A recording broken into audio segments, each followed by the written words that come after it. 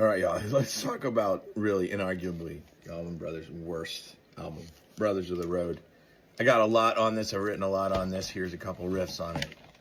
Vitamin ABB. Stay away from Brothers of the Road. Trust me, I'm a doctor. I had Reach for the Sky on 8-track simply for the ironic factor of owning the next to worst album on the worst format in history.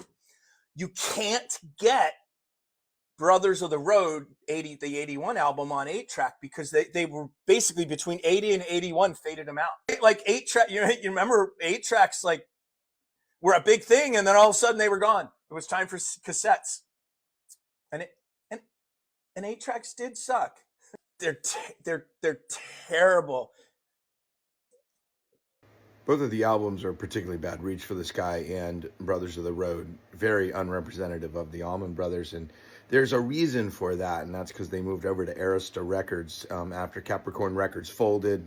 Basically, Phil Walden finally got caught with his hand in multiple cookie jars. When they reunited in '79 on Enlightened Rogues, they were still signed to Capricorn, and Capricorn was still around. Then Capricorn goes under, files for bankruptcy, and is in bankruptcy court. So they go and sign with Clive Davis at Arista Records.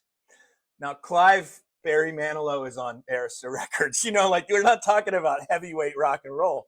So Clive, basically has final say so over the producer.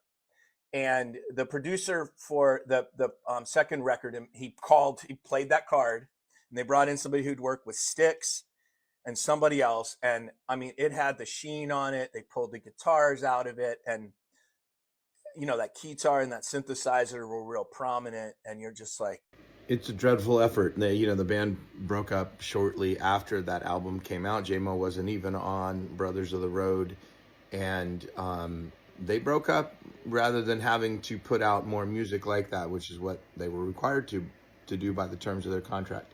I give them a lot of credit for that, for kind of going out on their own terms, which didn't happen in 1976. They kind of petered out, and giving themselves a chance to regroup, and they regrouped really well by 1989. The Dreams Tour, look at that, there we go, 1989. Here's your Vitamin ABB. Long live the Allman Brothers Band.